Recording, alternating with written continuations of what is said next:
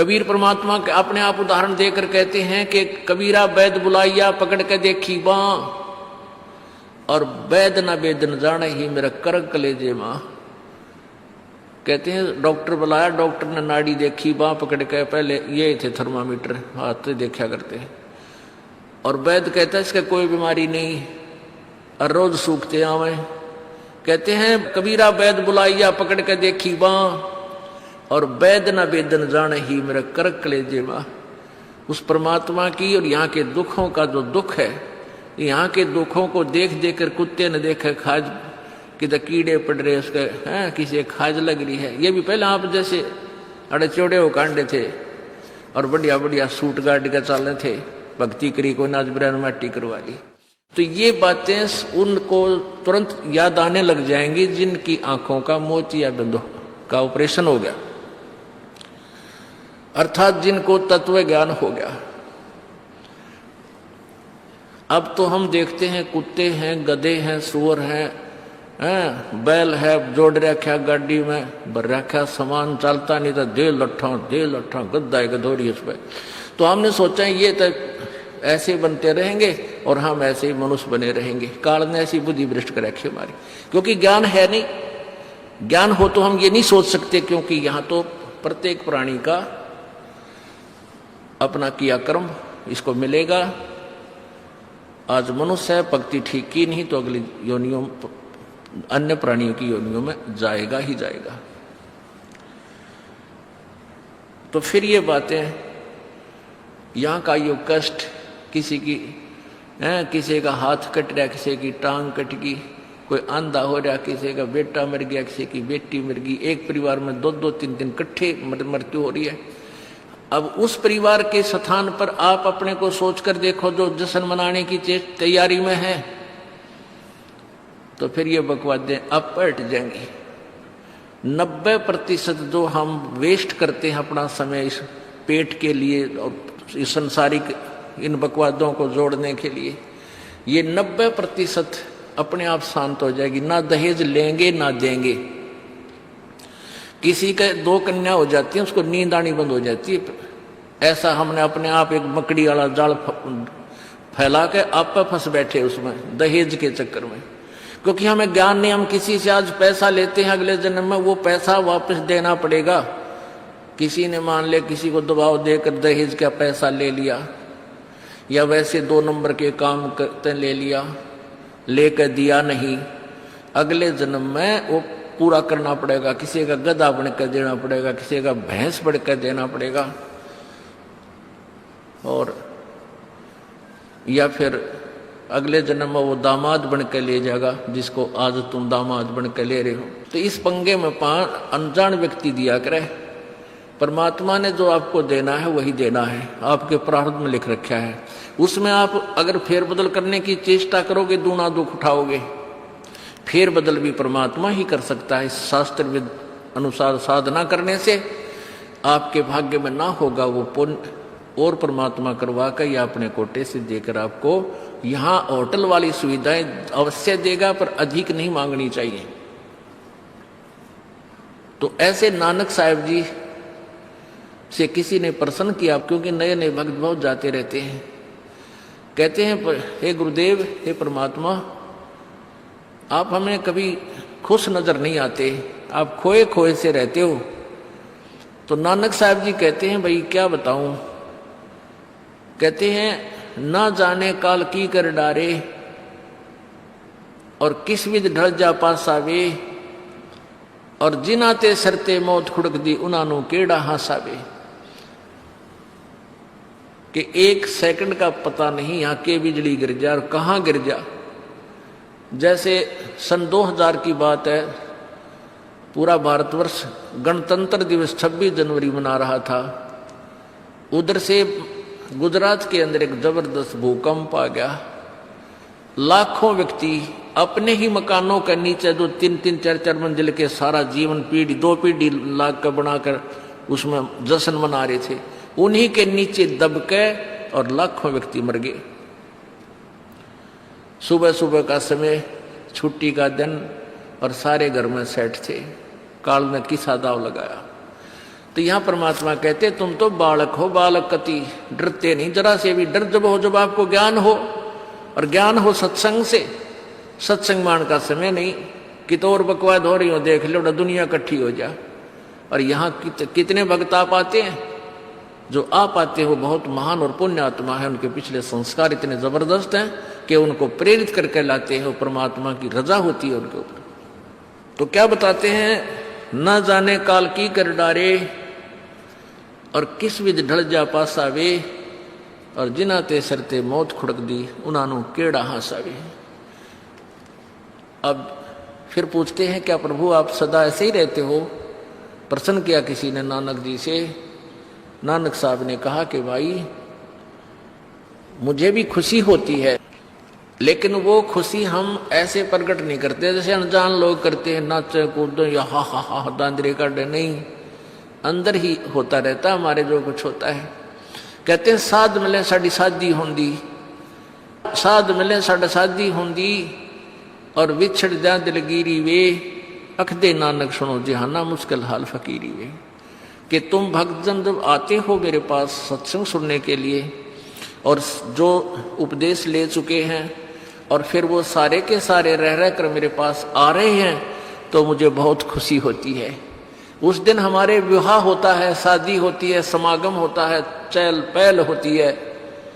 और जब तुम चले जाते हो, विछड़ जाए दिलगीरी वे, तुम चले जाते हो जब मुझे दुख होता है।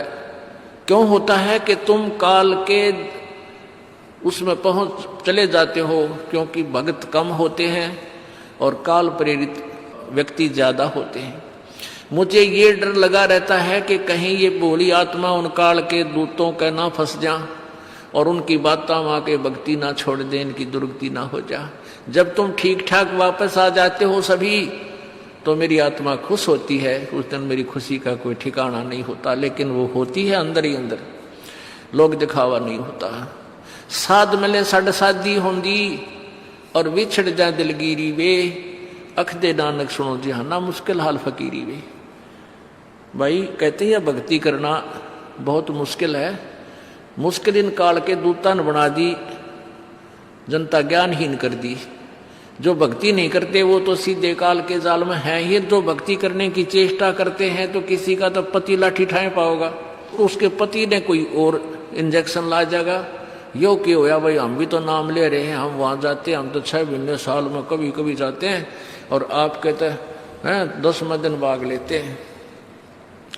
तो भगत ने नाम ना ले रखा तो वो परेशानी पैदा करेगा ही करेगा। किसी की पत्नी ने नाम नहीं ले रखा, भगत ने ले रखा है, तो वह सींग पिनाए पावेगी। किसी के कहने सुनते जानते क्या सुनी घर में होगी। काल ने तक करवाना है कि किसी प्रकार ये वहां जाना छोड़ दें, तेरे जाल में फंसे रहें। इसका तो पूरा प्रयत्न रहेगा। लेकिन पुण्यात्मा यु ज्ञान रूपी ढाल आपको इसलिए दी जाती है कि अपना बचाव करो, और भक्ति मत छोड़ना चाहे कुछ भी हो। आप पुण्यात्माओं अपने घर के काम में, ठीक है, पति पत्नी बच्चे सब कोई कार्य करना है तो सब मिलकर सलाह बनाकर कर लें, बहुत अच्छा होता है। उसमें कोई हानि लाभ भी हो जाती है तो विशेष दुख नहीं होता। उसमें अवश्य राय एक दूसरे की लेकर काम कर लेना चाहिए। और जब आता आत्म कल्याण का समय, उसमें किसी की राय की आवश्यकता नहीं। मान लीजिए आपने नाम लेना है और आपका पति नाट्य है, तो नाट्य जागा। ये अपने जीवन का सौदा तुमने खुद सोचना होगा, इसमें किसी की राय की आवश्यकता नहीं। आपने नाम लेना, आपकी पत्नी मना करती है तो करण दे, इसमें किसी की सलाह लेने की जरूरत नहीं, चाहे कोई राजी रहे चाहे नाराज रहे। यदि मीराबाई उस समय ये सोचती कि तेरी माँ क्या कहेगी, तेरे पिता क्या कहेगा, ये समाज क्या कहेगा, तू मंदिरों में जाती है, क्योंकि उस समय ठाकुर समाज अपनी बहन बेटियों को घर से नहीं निकलने देते थे, पर्दों में रखते थे। लेकिन मीराबाई बालक नहीं रही थी, समझदार थी। वह उसको पता था कि आज तो मैं लोक लाज कर मैं आकर भक्ति नहीं करूंगी और फिर कुतिया बनकर बाजार में आंडूंगी, कोई मेरी इज्जत का रक्षक नहीं मिलेगा। तो ये ज्ञान से ही ऐसी दृढ़ता आती है। संघर्ष किया और सफल हुई, क्योंकि मालिक के नाम पर जो संघर्ष करते हैं, सच्चे जलते हैं हृदय से, उनकी परमात्मा मदद किया करता है। ये पिछले इतिहास देख लो। क्या बताते हैं? मात पिता सुत स्त्री आलस बंधु कान, संत दर्श को जब चले ये अटकावे आण। मात पिता सुत पुत्र को कहते हैं। स्त्री, जैसे कोई बालक हैं 15, 16, 10 वर्ष के, वो माता पिता के अधीन होते हैं। और बच्चे का समझ में आ गई और माता पिता मना करते हैं तो उनके अधीन है वो। और बच्चे जवान हो गए, बूढ़ा बुढ़िया का समझ में आ गई, फिर वो बालक बाधा करेंगे, वो रोकते टोकते हैं। तीसरा दिन चल पड़ते हो, किराया कितने डावा फलाना है, यानी कुछ ना कुछ बाधा कर सकते हैं। किसी का पति बाधा कर सकता है, किसी की पत्नी बाधा कर सकती है। जब भक्ति की तरफ अग्रसर होता है या सत्संग में आने की तैयारी करता है। या फिर आलस बंधु कान, आलस माने आप ढीले गोडे छोड़ दे, फिर देखांगे इबका नहीं जाता, सर्दी घनी है, गर्मी घनी है। और या बंधु कान, लोक लाज, इनके कारण ये है भक्ति में बाधक। अब क्या बताते हैं परमात्मा? मात पिता सुत स्त्री आलस बंधु कान, संत दर्श को जब चले ये अटकावे आण। इनका अटकाया अटके नहीं, और संत दर्श को जाए, कह कबीर सो संत है आवागमन नसावे। इनका अटकाया अटके नहीं, और संत दर्श को जाए यानी सत्संग में अवश्य जावे, कह कबीर सो संत है आवागमन नसाए, उसका कल्याण हो।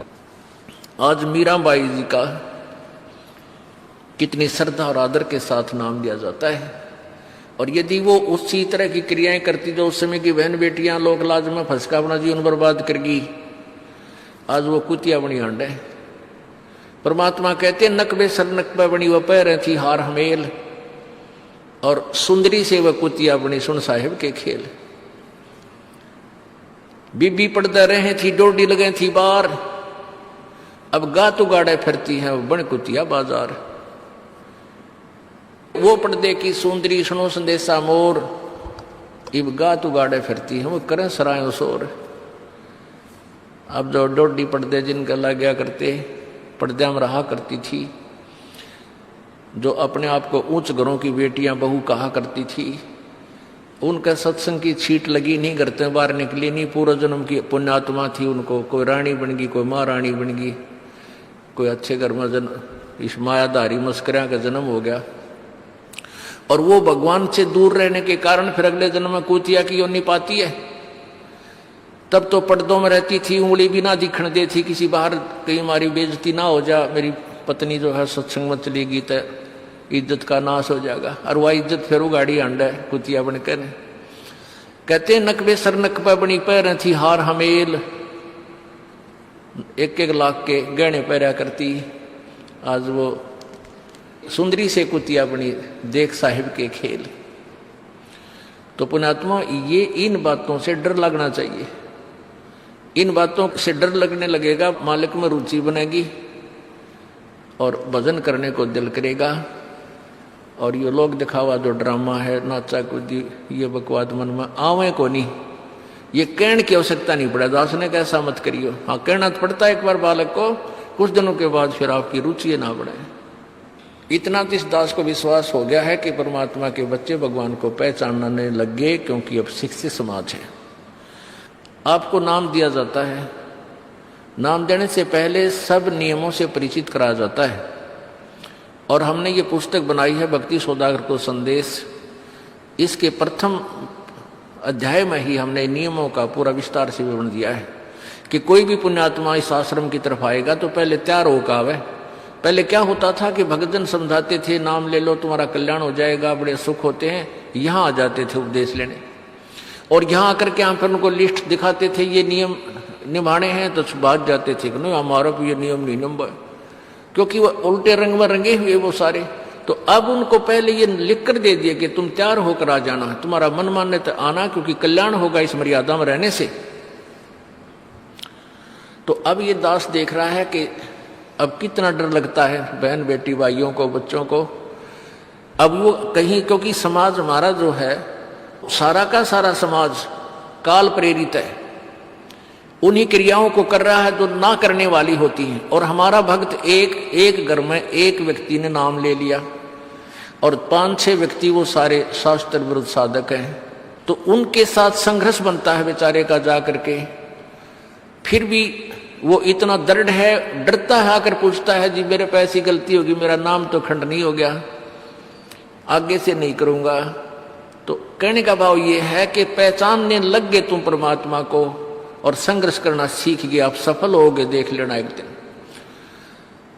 ये नाखून पालिश लगाते हैं, ओठों पर इसी बूंदी शकल बना लेते हैं, लाल वो लगा कर लिपस्टिक, इतना बेहुदी शकल बन जाती है। कहते हैं अब ऐसी मर्यादा बन गई, बहन बेटियां कहते हैं कि हम ऑफिस में जाते हैं तो ये लिपस्टिक वगैरह नहीं लगाते, नेल पेंट नहीं लगाते, तो क्या कहते हैं उस दूसरे कि तुम्हारे घर में कोई मर गया क्या? अरे थारा गजब भैया, ये बकवाद करने तो सारे जी जाओगे तुम, अकल खत्म होगी। यानी एक मर्यादा बन गई, जो ऐसे उल्टे काम ना करे उसने हे समझन लागे। निरंजन धन तेरा दरबार जहां तनिक नहीं न्याय विचार, सारे उल्टे काम में राजी रहे। लेकिन हमारी बेटियां अब संघर्ष करती हैं कि हाँ उनको ज्ञान हो गया, वो तो बालक हैं, कुछ भी कह सकती हैं। तो अब हम सबको बताते हैं ये ऐसा नहीं करना, क्योंकि पहले हमारा ज्ञान गांव में ज्यादा चला था। इस दास ने गांव गांव में जाकर प्रचार किया, तो वहां तो ये था को ना लिपस्टिक का फंड था, ना कोई नाखून पालिश लाया करती, मेहंदी मुंदी ला लेती, तो यार वो भी मना कर दिया हमने, समझा दिया कि इसका कोई फायदा नहीं है, अपना भक्ति करो। तो वो तो सब एक साधारण सी बात ही छोड़ छाड़ दी। अब शहरों में फैल गया परमात्मा का जो ज्ञान है। अब शहरों से जो बेटियां आती हैं वो सारे तो नाखुना नीचे बुरे हाल तो सनाए पाओगी। और इधर बिहार में तो और बेगन हो रहा कति बुढ़ी बालक सारे लाल ये नाखुना न कति नो कुसुती तरह पेंट करके लाओगे, नो चमकान दे। अब इनको समझाना पड़ता है कि ये नहीं करोगे तो मान जाते हैं कि नहीं आगे नहीं करेंगे हम, क्योंकि इनकी आवश्यकता भी क्या है, भगवान ने तो कितने सुंदर नाखून पहले बना के दे रखे, इन पर क्या फायदा और बकवाद करने की। तो मालिक ने जो अंग दे रखे हैं वो बहुत अच्छे बना के दे रखे हैं, इसमें हमको फेरबदल करें, ये हमारी वो लोग दिखावा मेकअप है, इसकी हमें आवश्यकता नहीं। अब तो हम आपको बता रहे हैं, समझा रहे हैं पहली बार, फिर आप पे सियाने हो जाओगे, आपकी अब पर रुचि ना करे। जैसे नानक साहब कहते हैं, ना जाने काल की कर डारे किस विध डल जा पास आवे, जिना के सरते मौत खड़क दी उनानू के डांस आवे। अब प्रसंग था कि साध मिले साड़ी शादी होंगी और विछड़ जाए दिलगिरी वे, अख दे नानक सुनो जहाना ये मुश्किल हाल फकीरी वे। तो नानक साहब क्या बताते थे कि तुम जाते हो यहाँ से सत्संग सुनकर, और वहां आप ऐसे समाज में जाते हो जो सब काल प्रेरित होकर के वो साधनाएं, वो क्रियाएं, वो ड्रामाबाजी करता है, जिससे मुझे डर लगा रहता है कि कहीं आपकी क्रियाएं भंग ना हो जाएं और आप काल के मुंह में चले जाओ। जब तुम वापस आ जाते हो तो मुझे बहुत खुशी होती है कि परमात्मा के बच्चे काल के जाल से बचे हुए, तो उस दिन खुश होता हूं मैं। और तुम चले जाते हो तो मेरी एक तो वो ज्ञान कि यहाँ काल का लोक है, ना जाने कब जाना पड़ जावे, इस कारण से डर से अपनी भक्ति करता रहता हूं। और एक तुम्हारी भी चिंता खाती रहती है कि कहीं काल के जाल में ये बालक फिर ना फंस जाए। तुम वापस आ जाते हो एज इट इज, तो फिर मेरी खुशी का ठिकाना नहीं रहता। साध मिले साड़ी शादी होंगी, साध यानी साधु संत, ये भक्त आप साध हो, साध माने जो साधना कर रहा है, और साधु सोए जो सीधा चाला है, यानी जो और लोग दिखावा बकवाद नहीं करता, शराब मांस तम्बाकू नहीं पीता, और मेकअप वगैरह शरीर के वापस जरूरत नहीं। कहते पति भरता भावानी चोम चटक श्रृंगार, जो पति भरता यानी जिसने केवल अपने पति से ही लगा हुआ है, फिर उसने बकवाद करने की क्या आवश्यकता है। तो कहने का भाव यह है कि हम सच्चे ढंग से जब लगेंगे फिर हमने अब तो इच्छा ना हो किसी वस्तु की। परमात्मा कहते हैं इस काया का गर्व ना करियो के काला के गोरा रे, और बिना भजन इसका कुछ काम ना आवे, चाहे एतर छड़को चारों ओरा रे। ये शरीर क्या है, ये गोरा दिखा है चाहे काला किसी का, इसने थोड़ा सा छोल के देख लो, एक जैसा कुबाड़ सब में भरा पड़ा है। ये ऊपर पालिश का फर्क रखे, और इससे नाम अच्छा बूंडा मान लेते हैं। नहीं, ये चाहे काला है चाहे टेढ़ा बेढ़ा है, चाहे किसा है बूंडा काना लंगड़ा है, इसमें जब भक्ति कर गया वो सफल है, और इस मेकअप में लग गया रहा वो असफल है, चाहे वो कितना सुंदर दिखता हो। तो पुण्यात्मा परमात्मा कहते ये मिट्टी है, इस मिट्टी से हमने लाभ उठाना है, इसे सोना बनाना है, भक्ति रूपी धन कमाना है, तो इसी से कमाया जाएगा। अब प्रसंग है कि झूठे सुख को सुख कहे, ये मान रहा मन मोद, ये सकल चबीना काल का, कुछ मुख में कुछ गोदी।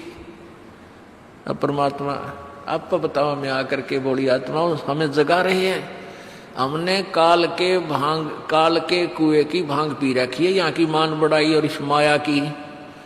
कबीर परमात्मा कहते हैं, कबीर ये माया अटपटी या त्रिगुणमयी माया, ब्रह्मा विष्णु महेश के द्वारा जो हमारे अंदर प्रेरणा कर रखी है, त्रिगुणमयी माया के इसे बता रहे हैं। कबीर ये माया अटपटी सब घट आण अड़ी, किस किस को समझाऊं ये तो कुएं भांग पड़ी। अब किस किस ने समझावे, सब एक तरह की भांग पी के एक जैसे विचार, एक जैसे बोल, एक जैसा ज्ञान इन्होंने ग्रहण किया हुआ है, और ये दास सच्चा ज्ञान सुनाता है, इसका विरोध करते हैं, इसको जल्दी समझ नहीं पाते, क्योंकि इनको इस माया रूपी और अज्ञान रूपी भांग का नशा हो रहा है।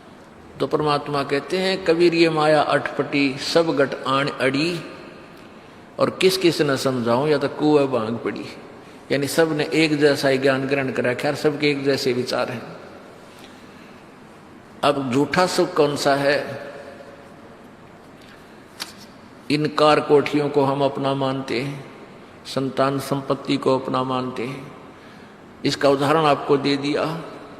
परमात्मा कहते हैं, राम नाम कड़ुआ लगे और मीठे लागे दाम, दुविधा में दोनों गए भाई, माया मिली ना राम।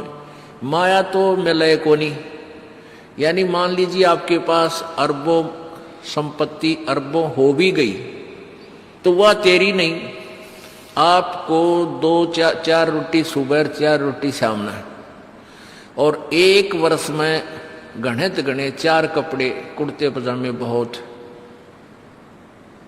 1 वर्ष में खत्म, आप पाटे को नहीं, ऐसा काम रह रहा आजकल, और 2 जोड़ी चप्पल कुर्ते जूते, और 1 खाट का स्थान, 1 चारपाई आ जा, गणित 2 आ जा, जितने एक परिवार एक व्यक्ति को 1 चारपाई। कहने का भाव यह कि ऐसा सीमित सा मकान, इतने की आवश्यकता आपको है, और बाकी पैसा आपके पास, उसने के सिर में मारोगे, क्या करोगे उसका? अब या तो कि तो बकवादा में लावेगा, कि तो शराब पीवेगा, कि तो और कोठी खरीद कर गिर देगा, उस पर कोई कब्जा कर लेगा, फिर लट्ठम लट्ठा मुकदमे होंगे, या कोई ले लेगा रिश्तेदार या कोई मित्र बन कर फिर देखो ना, फिर खेचा तानी रात ने नींद आओ ना, वह रखेगी बेगन में पात्रे, वो माया तने जीर्ण नहीं दे। और माया तो परमात्मा कहते हैं इस जीव की सबसे बड़ी शत्रु है, जो भगवान से दूर करे। अभी झूठे सुख को सुख मान लिया, कार कोठी होगी, बढ़िया व्यापार बिजनेस या कोई नौकरी होगी, तो भगवान से 100 कोस दूर है वो प्राणी। कोई एकाध पुण्यात्मा इसे प्रेरणा होकर आ जाता, वो तो फॉर एग्जाम्पल होते हैं। तो परमात्मा कहते हैं इसे सुख का आग लगे जो भगवान से दूर करे। परमात्मा कहते हैं वो दुख अच्छा हमारे लिए जो परमात्मा के चरणों में हमें लगाए रखे। कबीर साहब कहते हैं सुख के माथे पत्थर पड़ो जिससे नाम हृदय ते जावे, और बलिहारी वो दुख जो पल पल नाम रटावे। कि हे परमात्मा इसे सुख की हमने जरूरत नहीं, जो भगवान से दूर करे। पत्थर पड़ो इसे सुख के ऊपर, और बलिहारी उस दुख के जो पल पल नाम रटावे। जैसे भक्त नाम ले रखा किसी ने और उसको कोई पीड़ा हो जाती है, चिंता शुरू हो जाती है उसको, हे भगवान कदे कैंसर ना हो जा, हे परमात्मा कोई और ऑपरेशन ना बन जा। तो वहां तक जाता है जहां डॉक्टर के पास, और भगवान याद रह कर आता है, और वहां जाकर डॉक्टर करता है अल्ट्रासाउंड और एक्सरे वगैरह करके बता देता है कि आपको ऐसी कोई खास बीमारी नहीं है, नॉर्मल सी है, ये दवाई लो ठीक हो जाए। उसके बाद फिर परमात्मा के गुण कितने गाता है वो। जो भक्ति से दूर हैं वो तो भूल भाल जाते हैं, उनको तो परमात्मा याद आता है, कोई ना डॉक्टर दिखे। और पुण्यात्मा जो भक्ति करते हैं उनको डॉक्टर नहीं भगवान पहले दिखाई देता है। पुण्यात्मा, आपके प्रारब्ध में, आपके संस्कार में मृत्यु है और कैंसर से है, और वो होगी, नाम ले रखा आपने, और डॉक्टर ने भी डिक्लेयर कर दिया कि कैंसर है भाई। पीछे आपको उदाहरण दिया था, एक लड़का रोहतक से, इकलौता पुत्र, और 10 साल के बाद पुत्र प्राप्ति हुई, और उस लड़के का कान में कैंसर बता दी, PGIMS रोहतक तक। उन डॉक्टरों ने फाइनल कर दिया और उसका पूरा डाटा अपने मोबाइल में नोट कर लिया कि इसका ऑपरेशन करवा ले और दिल्ली ले जा, हम नहीं कर सकते। वो रोता हुआ यहां आए। अब क्या है कि ये काल बड़ा उस्ताद है, थोड़ा सा सुख होते ही भगवान ने भूलन लाग जाए। वो 5 महीना में आए हमारे पास रोहतक से, जबकि आए महीने आना चाहिए था। 5 महीने में पता करा भाई कितने दिन में आए, वो 5 महीने वाला गेला। हमें भी ज्यादा खींचातानी करें भाई इतना लेट क्यों हो गया, तो भगवान ने नहीं चाहिए तो फायदा क्या होगा। ये कुदरती है, जब इस महीने 2 महीने में आपका प्रेरणा नहीं उठी, लोर नहीं उठी आने की, तो फिर भक्ति कहाँ चल रही है आपकी। बंधन तोड़ कर आ जाओगे जिसके अंदर भक्ति चल रही है, चाहे कितनी दूर भी क्यों नहीं है इंसान। भारत में कोई दूर थोड़ा है, कोई वीजा थोड़ा बनवाना है दोबारा आने के लिए, और वो भी नहीं आ पाते हैं, फिर भक्ति नहीं चल रही उनकी। तो फिर रो दोनों, और लड़का भी रो, उसकी पत्नी भी रो, उसका बाप भी, दोनों। वो लड़का छोटा ही था, 12-13 साल का। कहने लगे जी कैंसर बता दी, हमारा इकलौता पुत्र है। बुरा हाल, मेरी नहीं सुने, रोए रो। वहाँ बेटा बात सुनो, आप दोबारा चेक कराओ और पूरी श्रद्धा रखना मालिक में। आप दोबारा ऑपरेशन कराने से पहले चेक जरूर करा लेना, ऑपरेशन नहीं मना करता मैं, और ऑपरेशन भी मालिक की दया से सफल होया करे इसी बूंदी बीमारी का। तो उनके यह बात जच गई, जानते डॉक्टर से कहा जी इसको ऐसे, वो रिपोर्ट दिखाई, और फिर कहा जी, वो डॉक्टर ने कहा अभी मैं दोबारा चेक कर लूंगा। मालिक प्रेरणा करता है कि एक बार चेक करना पड़ेगा, मैं ऑपरेशन करने से पहले चेकिंग फिर करूंगा। दोबारा चेक किया, उसने बताया इसका कोई कैंसर नहीं है, और कान की हड्डी बढ़ है, और 6 महीना में एक बार दिखा जाइए, आप पर ठीक हो जाइए। अब पुण्यात्माओं, अब उस परिवार के को भगवान कितना प्यारा लगेगा, कितनी श्रद्धा बढ़ेगी। और आए महीने 2-2 चक्कर काटेंगे, तो इंसान तो होंगे, शैतान होंगे, तो फिर आपत्ति आओगी उन पर। भगवान से दूर होते ही फिर ये विरानमटी होगी। तो कहने का भाव ये है कि सुख के माथे पत्थर पड़ो जो नाम हृदय ते जा, और बलिहारी उस दुख के जो पल पल नाम रटावे। संत शरण में आने से फिर आई टले बला, और जय मस्तक में सूड़ी होवा कांटे में टल जा। ये मालिक की वाणी है, गलत नहीं हो सकती। इसका हम कितना लाभ उठा सकते हैं वो हमारी अपने अंतःकरण की जो है व्यवस्था के ऊपर डिपेंड करता है। हमारी कितनी भावना है, कितनी हमारी लगन है मालिक में। अब कुछ भक्त ऐसे भी आते हैं जी, हमें लाभ ना होया, पाठ भी करा लिया, जोत भी चढ़ा दी, और 3 बार आ लिया मैं, ईसा डठोरा दिखाऊंगे, मेरा ऊपर जानो बहुत बड़ा, मुझे ही ज्यादा आवश्यकता है, इसने कति नहीं। वो बेचारे बालक हैं, 1ली 2री कक्षा के, वो कुछ भी बोल सकते हैं, उनको ज्ञान ही नहीं। और ऐसे लाखों लोग हैं जिनको निरे सुख हो लिए। तो परमात्मा तो वही है, एक ही ट्रांसफार्मर में तो सबको कनेक्शन दे रखा है, और जिसके पंखे कूलर चल रहे हैं वो भी उसी लाइन से जुड़े हैं, और जिनके नहीं चल रहे हैं वो भी उसी लाइन से जुड़े हैं। तो उनका कोई कनेक्शन डिफेक्टिव है, उसको फिर चेक कराएं, लाइट पावर वही है। कहते हैं सतगुरु के दरबार में कमी काहे की ना, अंसा मौज नहीं पावता तेरी चूक चाकरी में। कि इस परमात्मा के दरबार में किसी चीज की कमी नहीं। और परमात्मा आप पर बताते हैं कि यदि तुझे लाभ नहीं मिल रहा तेरी चूक चाकरी में, आपके अंदर कोई श्रद्धा में कमी है, आपकी भावना में कमी है, या आपका कनेक्शन लूज है, आपका कनेक्शन कट ऑफ हो गया, वह पावर आ नहीं रही। इस परमात्मा कबीर जी के शब्द कोश में असंभव शब्द नहीं है। इस कबीर परमेश्वर की डिक्शनरी में इम्पॉसिबल वर्ड नहीं है, ये वो भगवान है। अगर आप ये वीडियो YouTube पर देख रहे हैं तो हमारे चैनल को सब्सक्राइब करें और बेल आइकन को दबाना ना भूलें। अगर आप Facebook पर ये वीडियो देख रहे हैं तो हमारे पेज को लाइक करें।